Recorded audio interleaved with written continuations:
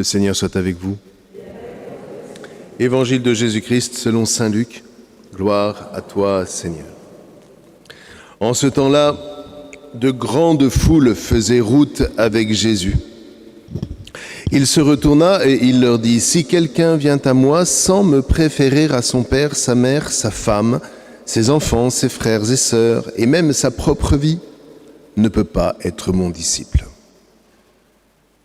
Celui qui ne porte pas sa croix pour marcher à ma suite ne peut pas être mon disciple. Quel est celui d'entre vous qui, voulant bâtir une tour, ne commence pas par s'asseoir pour calculer la dépense et voir s'il a de quoi aller jusqu'au bout ? Car si jamais il pose les fondations, n'est pas capable d'achever, tous ceux qui le verront vont se moquer de lui, en disant : voilà un homme qui a commencé à bâtir et qui n'a pas été capable d'achever. Et quel est le roi qui, partant en guerre contre un autre roi, ne commence pas par s'asseoir pour voir s'il peut, avec 10 000 hommes, affronter l'autre qui marche contre lui avec 20 000. Et s'il ne le peut pas, il envoie, pendant que l'autre est encore loin, une délégation pour demander les conditions de paix. Ainsi donc, celui d'entre vous qui ne renonce pas à tout ce qui lui appartient ne peut pas être mon disciple. » Acclamons la parole de Dieu.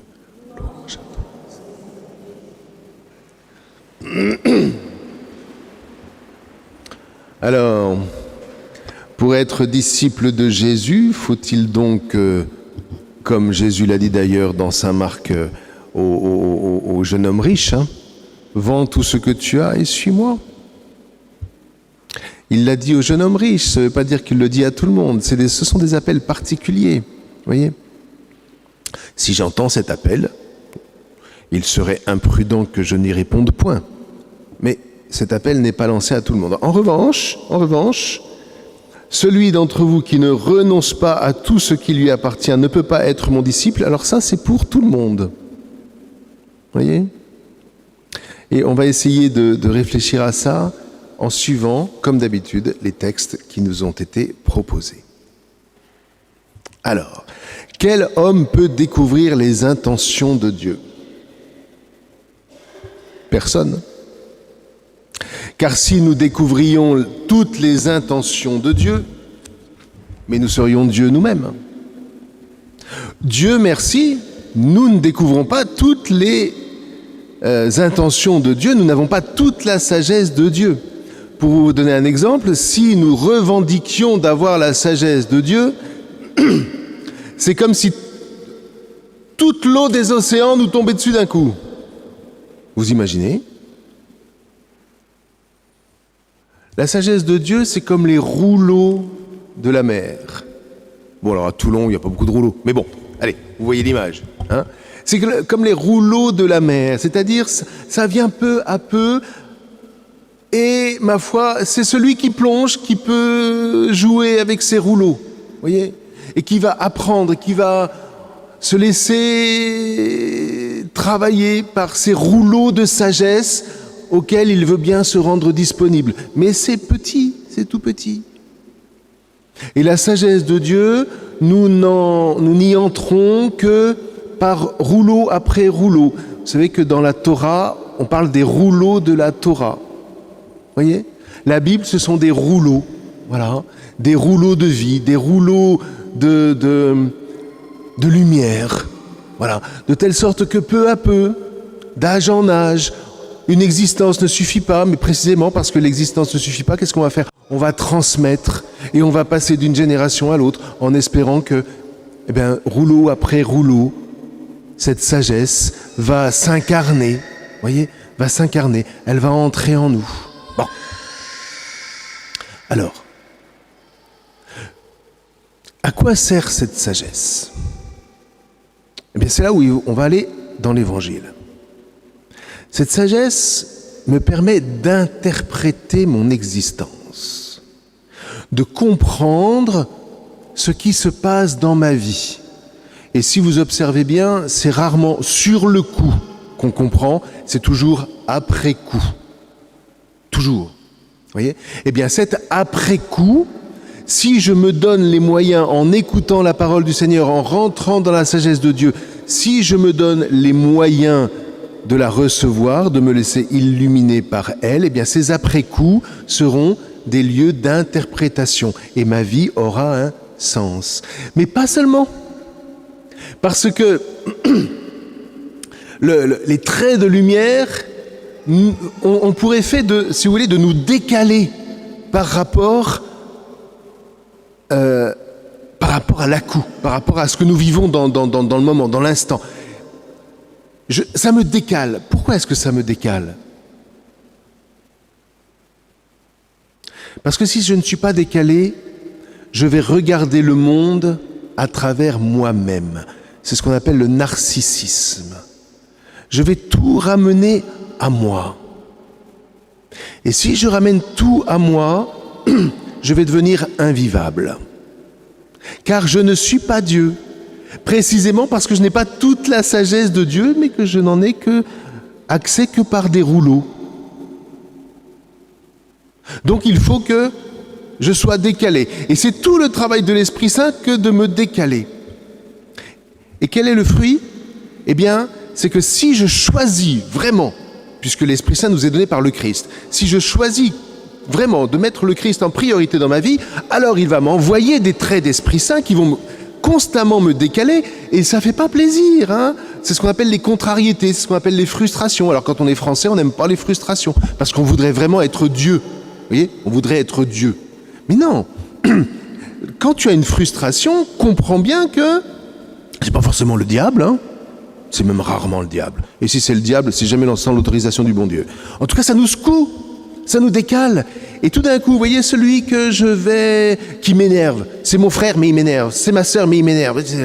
Tout d'un coup, le Seigneur va me le faire regarder différemment. Prenez Onésime, il a un esclave.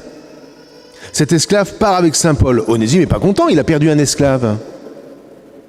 Mais voilà que Saint Paul lui envoie une lettre pour lui dire « Laisse-toi traverser par l'Esprit Saint, et je vais te renvoyer Onésime, non plus comme esclave, mais comme frère. » Vous voyez, quand on se laisse éclairer par l'Esprit Saint, il faut aller, alors c'est là le paradoxe, hein, c'est ça l'Évangile, il faut aller jusqu'à renoncer au regard que j'ai sur mon père, sur ma mère, sur mon frère, sur ma sœur, sur ma belle-mère, sur moi-même, etc., etc. Il faut renoncer à tout ça pour tout replonger dans les rouleaux de la sagesse que le Christ fait déferler dans ma vie, non pas pour les éjecter de ma vie, mais pour les recevoir à nouveau et différemment.